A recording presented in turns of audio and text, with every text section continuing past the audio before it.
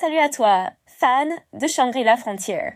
Aujourd'hui, on se retrouve pour décrypter ensemble le tout premier épisode de la saison 2. Et je vais te révéler 5 détails cachés, clins d'œil et indices que tu as peut-être ratés. Installe-toi bien, on va tout passer au peigne fin. Et reste bien jusqu'à la fin. Le dernier secret pourrait bien changer ta vision de toute la saison. D'abord, petit rappel de la situation. Dans la saison 1, on avait laissé Sunraku après son combat épique contre Wezaemon, le tombeur de royaume. Ce boss ultra punitif avait fait trembler même les meilleurs joueurs. Mais grâce à sa mentalité de joueur hardcore des shit games, Sunraku avait réussi l'impossible. Il s'était attiré le respect, mais aussi la jalousie de toute la communauté. La saison 2 démarre pile à ce moment-là. Sunraku, boosté par sa victoire, est bien décidé à garder son avance. Mais bien sûr, tout le monde veut désormais le rattraper. Certains joueurs de haut niveau, qu'on avait juste croisés dans la saison 1, commencent à se dévoiler. Notamment Arthur Pencilgon et Psyger Zero, qui deviennent beaucoup plus importants. Dans ce premier épisode, Sunraku explore une nouvelle zone, encore très peu visitée. Il veut trouver des monstres uniques, des objets rares.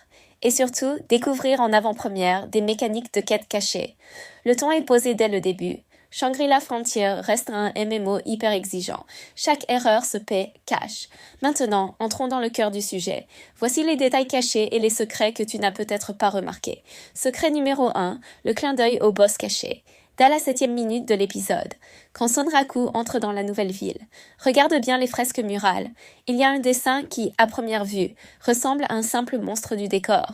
Mais si tu mets pause au bon moment, tu vois une silhouette immense, avec une armure fracturée et des cornes. Les fans pensent qu'il s'agit d'un teaser pour l'esprit du néant. Un boss optionnel jamais vaincu dans le roman original. Encore plus fou, dans le light novel, ce boss apparaît seulement quand un joueur remplit certaines conditions très obscures, liées aux shit games précédents de Sunraku. Ce dessin pourrait donc être un indice qu'on va le voir plus tôt que prévu. Et toi, dis-moi en commentaire si tu avais remarqué ce détail, ou si tu penses que ça avait sauce, que ça tease vraiment ce boss. Secret numéro 2, l'arme cassée. Un peu plus tard, quand Sunraku vérifie son inventaire, on voit très rapidement qu'il garde encore une arme rouillée, quasiment inutilisable. Dans l'anime, on n'explique pas pourquoi, mais les lecteurs du roman savent. Cette arme est une relique de son tout premier jeu buggé, où il avait battu un boss final avec un simple bâton cassé. C'est un rappel constant de sa philosophie de joueur, peu importe si l'équipement est nul. Tout dépend de la manière de l'utiliser. Certains pensent même que cet objet pourrait déclencher une quête secrète plus tard. Secret numéro 3, l'apparition discrète des clans rivaux. On entend pour la première fois Arthur Pencilgon et Psyger Zero parler de 2 autres clans majeurs, encore jamais montrés dans l'anime. Pendant leur dialogue, l'interface affiche 2 blasons furtifs. Ces logos correspondent à 2 guildes puissantes.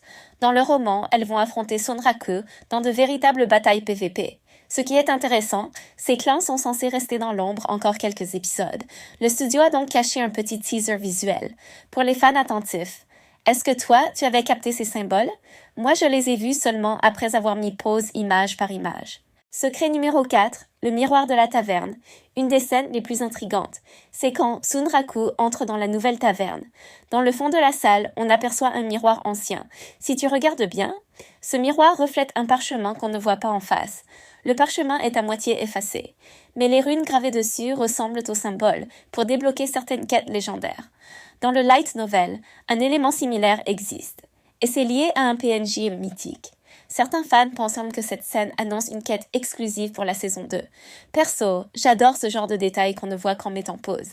Secret numéro 5, le clin d'œil méta. À la toute fin de l'épisode, Sunraku dit « Y a pas plus fun qu'un jeu cassé ?» Mais si tu fouilles un peu, tu découvres que cette phrase est exactement la devise de l'auteur. Dans une ancienne interview, l'auteur expliquait qu'il adorait finir des jeux buggés, juste pour le plaisir du défi.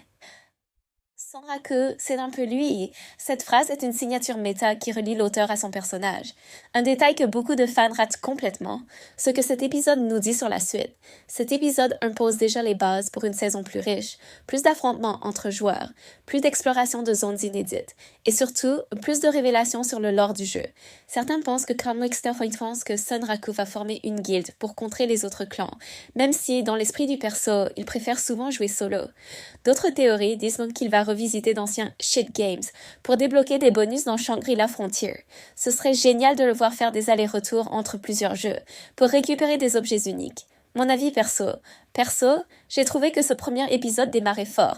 Le rythme est bon, l'animation est encore plus détaillée que dans la saison 1, et les petites références disséminées partout montrent que le studio veut faire plaisir aux fans. Ça donne envie de tout passer au microscope, pour trouver le moindre indice sur les futurs boss et quêtes cachées. Et toi, t'en penses quoi? Est-ce que tu avais remarqué tous ces secrets? Dis-moi en commentaire lequel t'a le plus surpris.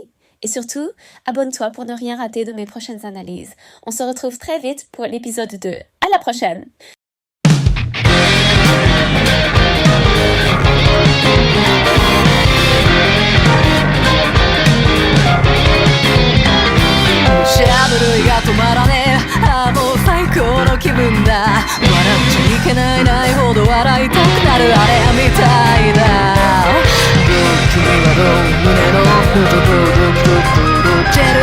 知らないまま終わっていく未来の方がよほどそっとするぜバラードだらけの世界でバグなしろよなんてまくってるだろうな愛も変わらず僕らは腹はすかしてるかませ犬みたいステップを鳴らして鳴らして傷だらけのナイスを瓦礫を蹴り一人裸足めくりしまって笑う他のない戦場出る尊敬証明のありパステージがこんなバカには折り合い月明かりが降る未来へどこでもなくしょうがねえとかそんなもん分かってるんですわ証拠でもなくしょうがねえものそれこそが本物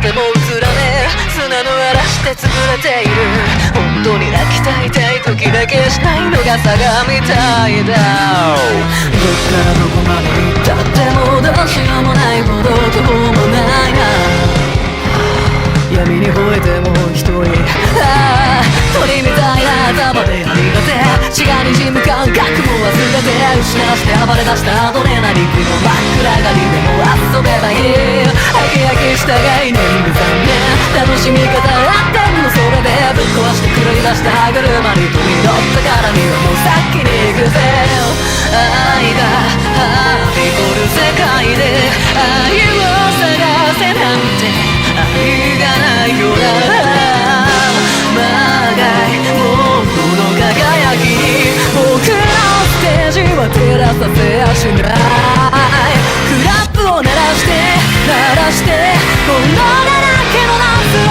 強く残る痛みさえも心地いいくらいだ息を切らしてふらついて無理ゲーなラストのターンは光の中で決めよ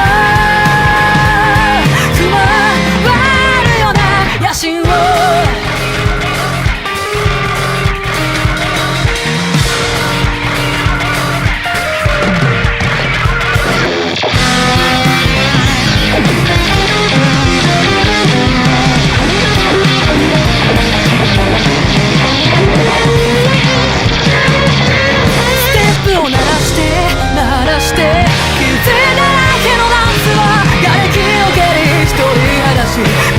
縛って笑う彼のない戦場でも東京証明